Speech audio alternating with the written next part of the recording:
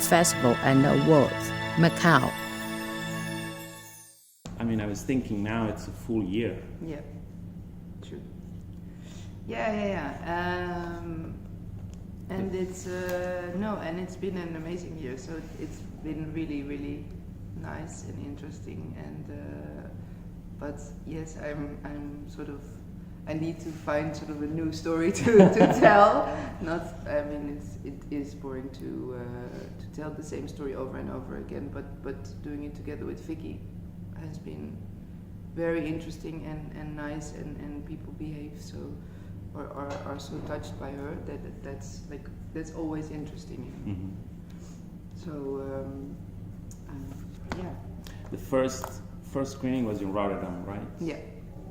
Okay, so almost exactly a year ago. Yeah. And then you went straight to Sundance. Yeah. Yeah. Do you still remember the reception back home? So Rotterdam was the opening. There are like 2,000 people there, so it's a really, really big. It's not a real theater, so the sound is awful. And so Which theater is this? I haven't been there. It's in the Doelen. So it's not a real cinema, and they don't invest in making it a real cinema because it's really expensive. I've heard people, like the technicians, tell me it will be too expensive to do that. So I was very honored to be the opening film, but also very, very scared because there are also a lot of people that I know. So I couldn't really enjoy the evening. It was sort of like I was too tense. And then we didn't sleep. We flew to Sundance, and there we were in this totally strange jet lag ski paradise. So was it your first time at Sundance? Yeah.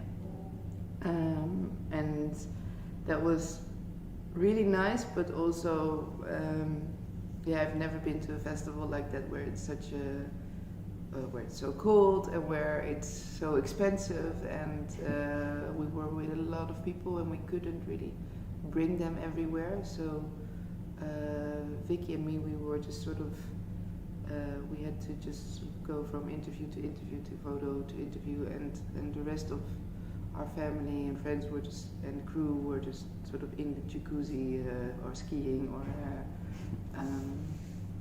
so it was nice, but very strange. And then we went back, and then I think we went to do Glasgow and Dublin, which was also very strange because they're sort of small festivals, and I think the UK distributor had planned that for the release, so it would be convenient. But I don't know if that was the ideal follow-up for it. I don't know. After a year of talking about the film, has it settled in your mind as like what you've done with it? How, like, if you've let it go already, maybe you're working on something else? Yeah, so Vicky and me are planning to do a next film, and we just got financed, or from the Dutch film board came on board, and BBC wants to do it as well. They have to go through some legal things with it, but I think they will come on board, and then we start filming in May. So that's really I'm really excited about that, and it's difficult. Like after a year, you can't really. I mean, so I haven't. The last time I saw the film was in Sundance. So it has been a year. All these festivals you never wanted to. No, it's funny. I did this Q&A with Ken Loach. Yeah. So I interviewed him, and he really wanted to see like the last bit of the film to see how the audiences respond to his film, or to feel to feel the audience, and he said, well, after the titles, you won't feel that feeling again. You don't know what they really think of the film. But I don't feel. I never do that. So I don't know. I mean, So and then I was in this this talk show in the Netherlands about something completely different, and they showed a film that I made a few years before that, like a fragment of it, and I got touched by it because I didn't see it for that long.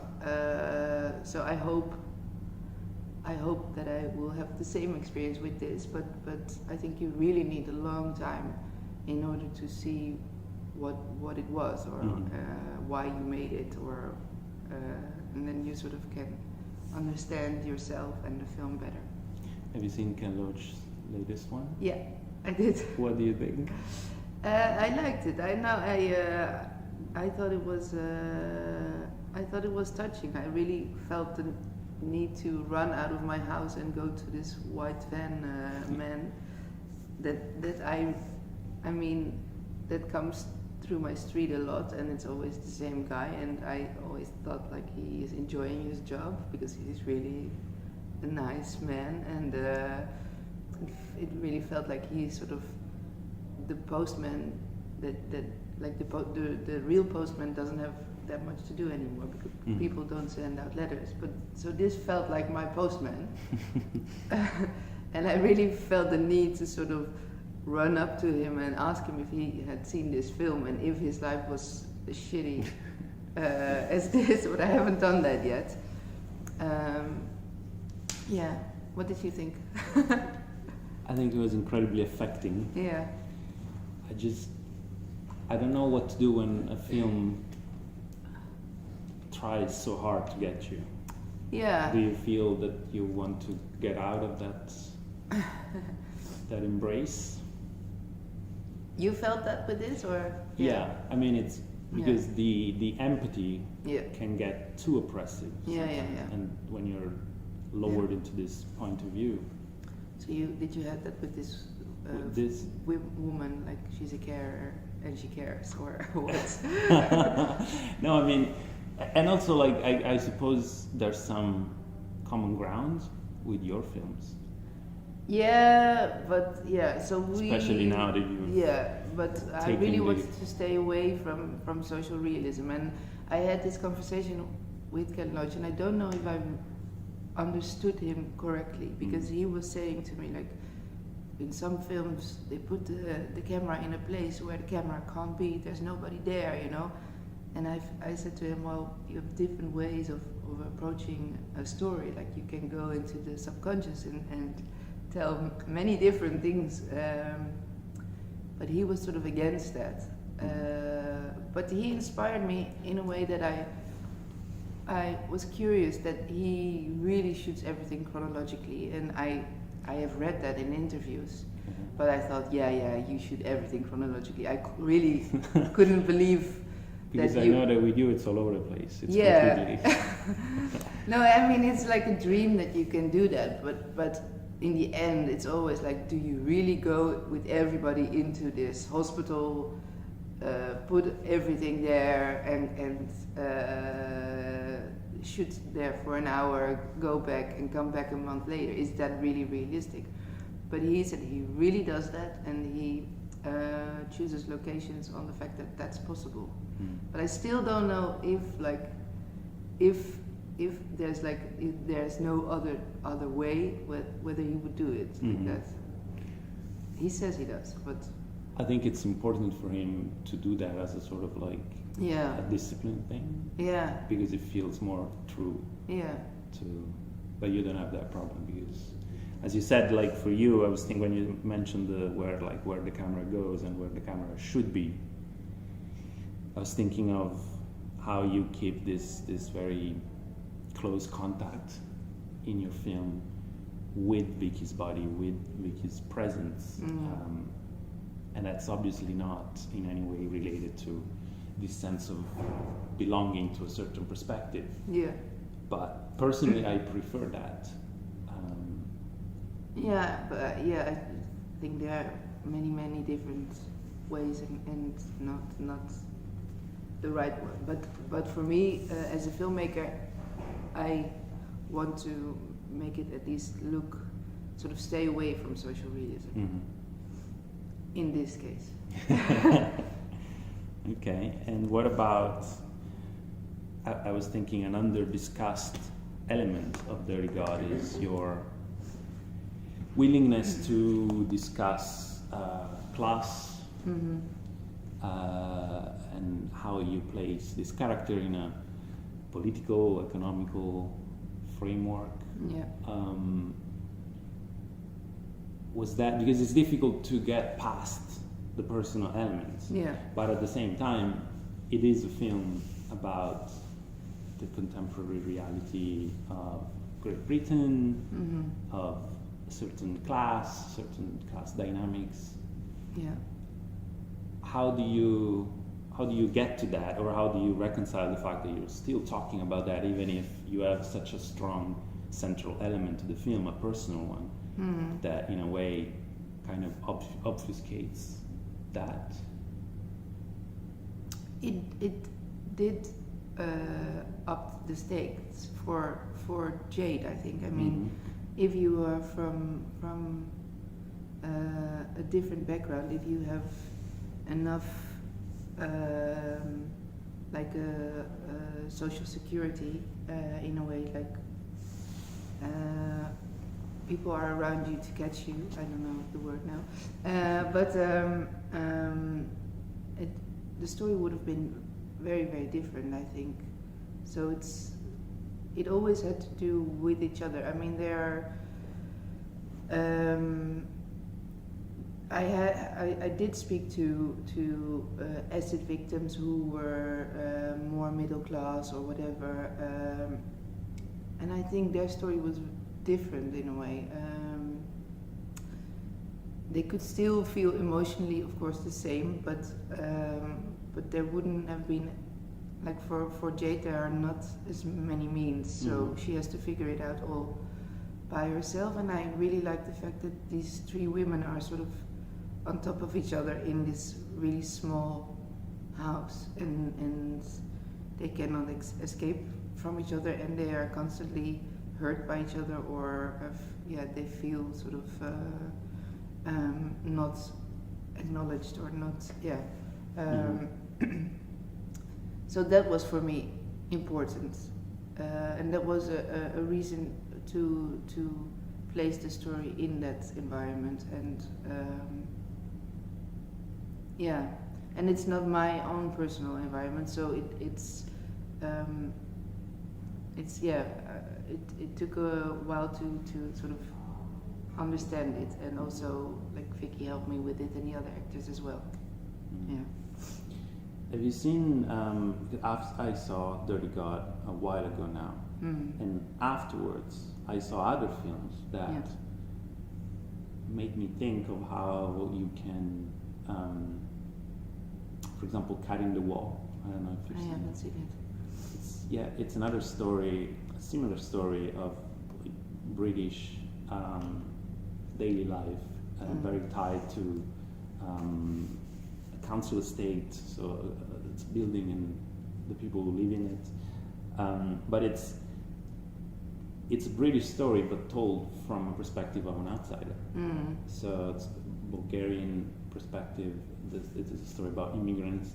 Now your story is less so, but at the same time, I remember being struck by how this essentially is a British film, but you can feel something different, even in the way you just frame the city, the building. Do you have a sense of that, or have you been told? Because I've also observed how for example, the British press reacts to these films, and I think that for them, like even Cat in the Wall it had more of an impact because it was sort of reflecting back their reality from a different set of eyes. Have you ever felt that with your film, which also has this, I think? No, I was really happy that the British press responded so well to it. I mean, that was really good, and I even see like they call it a British film, like it's not 100% British film, but they own it, so that makes me feel like I did something good at least. We'll take it. Yeah. Thank you, Sacha. So, like for me, there's no other way. So I don't see myself like I'm an outsider, and I'm going to show you something different now that you haven't seen. It's not over. It's not like I'm coming in to tell you about your country. Yeah, no. Of course. So for me, it's been inspiring. I think like London has been difficult because for me to understand, and I still don't really understand it. So, and it's just too big and too much going on. So, to really understand it and it has been it's been taking me a long time, but I'm slowly getting there, I feel. So yeah, I don't know, but but I think like no, I felt like, for instance, the French have made it more difficult. They didn't really understand what it was. For like, I had the feeling like from the press side of view, they felt like it's not like Ken Loach, it's not like Mike Lee, it should be more like that than it is. But the English, I think they were sort of happy that it was more not social realist, but a bit heightened, and I think it was okay for them. Do you see yourself after 3 films? Do you see what the perception of you is as a director, as a storyteller? Do you get a sense now of what Sacha Polak means to people?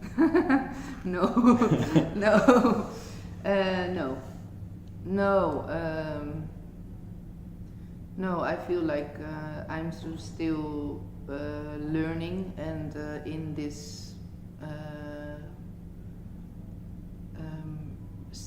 still self-discovering what I want, or sort of slowly getting there. And I really feel like you sort of need some films. You need to make some films in order to be free in the end and really tell what you want to tell and the way you want to tell it. Or in my case, I think it sort of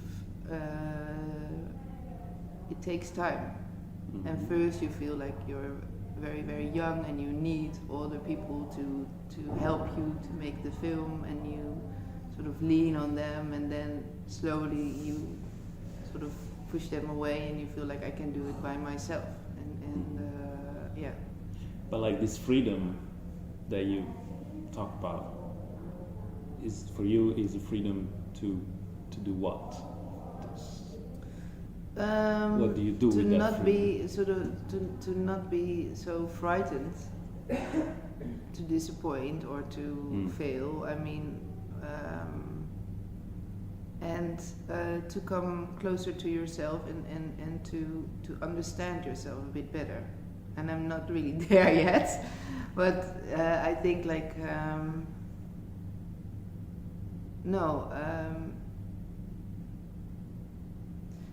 it's not like there's one sort of thing in the end, like this is what I'm all about, or this is what I need to tell, and all my stories are about resilience, and they all have like female perspective and blah blah blah blah blah. But at some point you have to think about that, like you have to think about what do my films say, or even not say, because you might say what you think you're saying, but how does it look on the outside? What does it look like?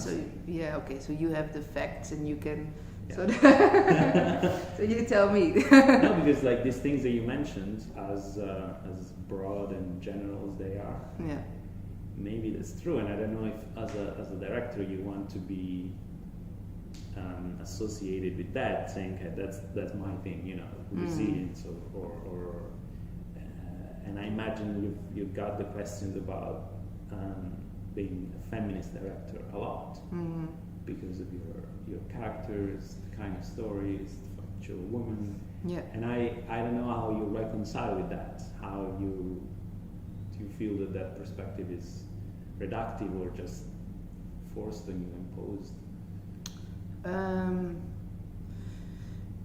I think like it feels a bit forced, and it's also always like why do you take female protagonist and blah blah blah, and yeah, first of all, then I think it's a strange question because they wouldn't ask it to a man, but also like when I look at the Dutch films, for instance, last year. We also have this academy system where you vote for best actress or best color. So Vicky was not eligible because she's not Dutch. But then I looked at the other films, and there was nothing to choose. There were you had to have like 3 nominees. It was very difficult. Can you tell me what you voted for? I voted for a Dutch film called God Only Knows. I don't think you see. No. I'll look for it now. Yeah, but there was so the film is okay, and there were in this film, it's by a Dutch female director. There were 2 female leads in it, so both of them got a nominee for so there was one film that got 2 nominations for best actress, and then another film with. So there was nothing to choose from all the Dutch films. So then I think like okay, even though like in the Netherlands, there are I think a lot of female directors compared to the rest of the world. Still, there are not that many stories with female protagonists, and then I do feel like okay, well maybe I should continue in doing this. I don't know, and I don't think like so also whether like the female protagonists are likable or not, that's also something that I've been thinking about, or that I've read back that people don't really like them, or and I find that interesting also because I don't know whether I just think it's like more they're flawed characters, and maybe people are not used to seeing female flawed characters. I don't know yet, or maybe they're just awful characters. I don't know. I mean, it's certainly an awful thing to. I don't know if it's asked or just it's something that people write or discuss, but like it seems so inherently, completely missing the point. Yeah. I saw that the Dutch film Instinct. Yeah. With I thought it was quite good. Yeah, you liked it? Yeah. It's an incredible performance by Carice Hamilton. They're friends, yeah. Yeah. And I was thinking like that's another. I mean, I don't even want to say this thing about like strong female characters, but that was certainly a flawed character. Yeah. That you're supposed to, that you're very invested in because it's a very strong point of view on her. Yeah. And also she's got issues, and she's actively working against the common sense, and I feel like the perspective of the audience, much in the way that you could argue the same you do with Jade. Yeah. Which the audience has to, in a way, acknowledge her faults or mistakes or maybe lack of understanding of how certain things work. I'm thinking about going to Morocco, that moment of desperation, or the way that she deals with her sexuality with the cam shows. Yeah. Which I think is an active, like it's there's something to be gained there, when there's the sense of disconnect, like I'm invested in this character, Yeah. but also, you know, I can't believe that that's what they're doing. Yeah. But how do you engineer that? Yeah. I don't know. It grows, sort of. Yeah. And I don't know, like in Dirty God, I don't know whether, like her going to Marrakesh, for instance. In the end, maybe I should have made them like a bit stronger. I don't know now. In what sense? Yeah, that I think like is it really believable? That's in or isn't it? Or is she too street smart? Or I've been thinking about that, whether that has been balanced correctly or not, or some people don't believe it, other people do.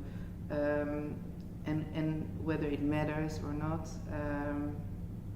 And we spoke about, Vicky and me spoke about it, that she has done that, emailed doctors. I've been looking for like a long time ago when I needed a surgery, like where do I go? Do I? Me too. Yeah. So it. So in the script stage, I felt like it's doable, it's believable, and in the film, I don't know whether, like some people don't believe it, and maybe I should have done like audience screenings or whatever. I don't know. I mean, for what it's worth, I think it's one of the strongest parts of the film. Okay. It works for the film in the sense Yeah. that taking away those characters from that context, Yeah. it gives the whole thing, the whole story, a jolt of energy. Yeah, that's true. First of all. Second of all, it creates the premises for, I think, the best part of the character development between the three, Yeah. which I think is some of the best work that you've done in the film. And also, as you said, yes, part of the audience reaction, I think, is, I'm not sure I believe that she would just take up and go, but again, it speaks to the sense of being completely overrun with that urge, which I think also people can relate to. Yeah. So don't do the audience.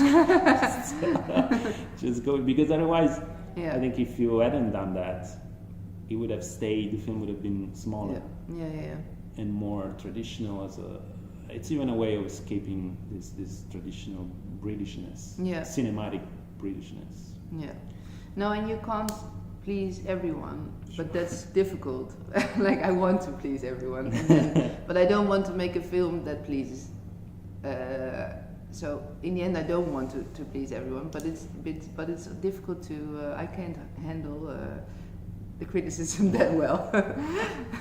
It's a problem. Yeah. About the, you've done 3 films. Yeah. With 3 different EPs. Yeah. How do you think of your style visually evolving, and if your thing now is just being fluid and eclectic and adapting to different stories, or if you're now looking back again, because I think 3 films, it's a good moment to make it a journey. And I know that, I mean, we never want to do that, but I think you have to. So how do you see yourself evolving with that?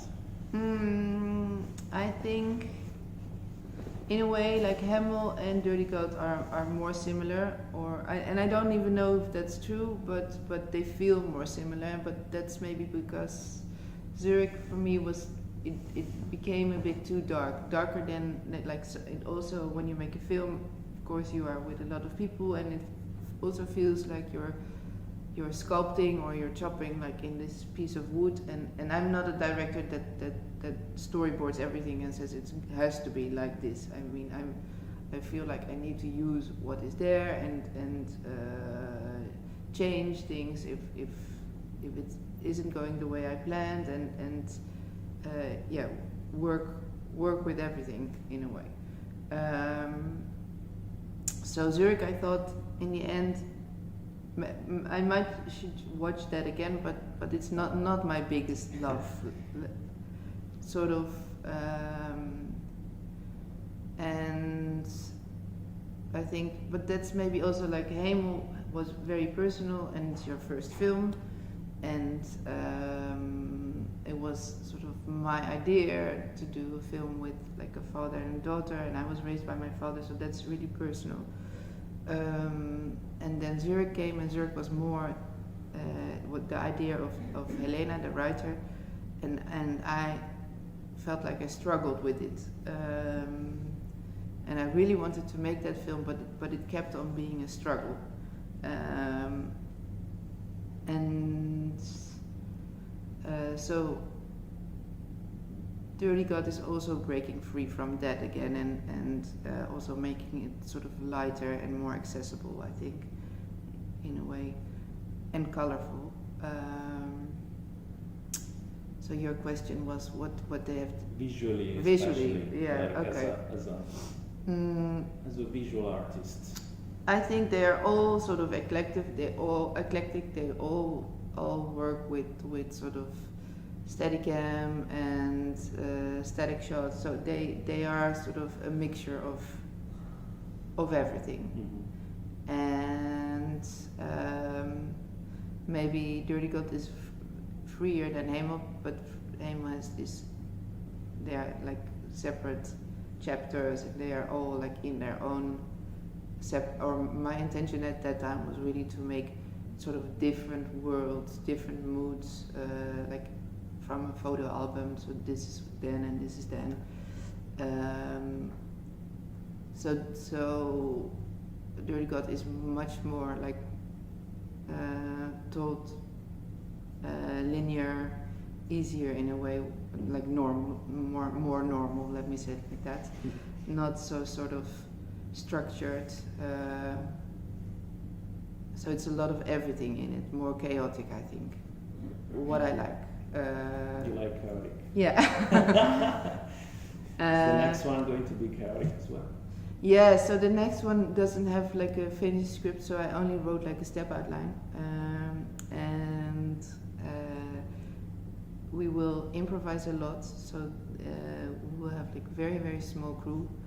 Only, I think, maybe 4 or 5 people. I am sort of cutting. Getting rid of people. Yes, who don't leave, need to be please. there. Yes. No first AD, no makeup, no clothing. But you do that for intimacy or for efficiency? I would love to have like a time to sort of a long shooting time and time to sort of knutselen, that is the Dutch word, sort of really working with what is there and making it visually interesting, so not making like just following her around or doing a documentary, but working with like in Dirty God, for instance, we did shots of Vicky projected on Vicky, but we shot Vicky before with an iPhone, and we just put these images with the beamer and handheld sort of holding. I was holding the beamer while we were shooting it, projecting it on her. Mm-hmm. So we didn't need like that many people to create these kind of things, but so that's what I'm hoping to do. But have time to sort of fiddle around, or I don't know how to play to around, make it to make it playful and to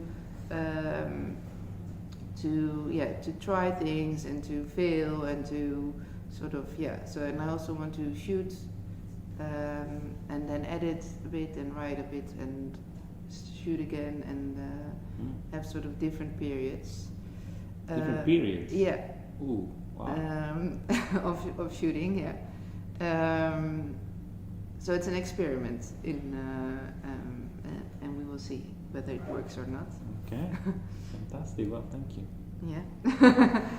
Yeah, I am a bit like in the beginning I said to my producer, like I don't want I don't want like a lot of people involved, like also so we were making it very, very cheap.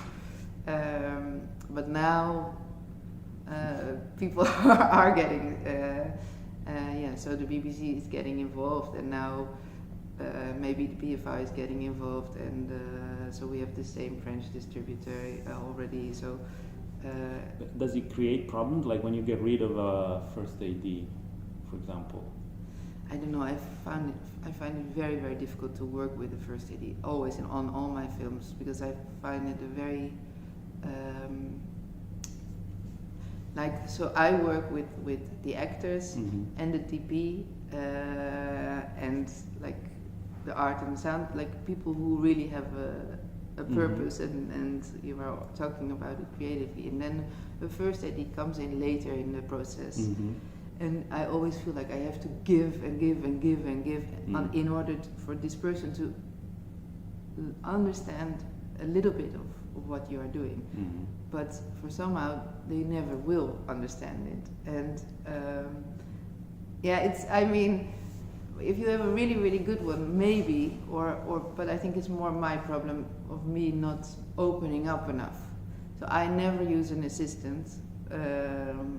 Because I don't see how they can help me. So I have the same problem with the first AD. So I'm really happy that this is not there. And but then don't you have like many more things to deal with, like banal organizational stuff maybe that I takes can you away from like working with the actor in the moment? I guess we'll see. We will see. And like after this film, I will sort of be so nice to all the next future first AD, saying I'm so sorry to and understand why you need them. Yeah, no, it's possible. Yeah, that's very interesting. I hear you as a chaotic, individualistic director. Just get out of my way. Okay. Yeah. No, and I don't know when it will be finished, so we kept that open as well. Different periods. Yeah. Well, don't take too long. Yeah. Hey, this is Eric from myoncinema.com. If you want to support us, subscribe below. For more reviews, interviews, film festival coverage from Sundance, Cannes, Toronto, you want to check out these guys on this side.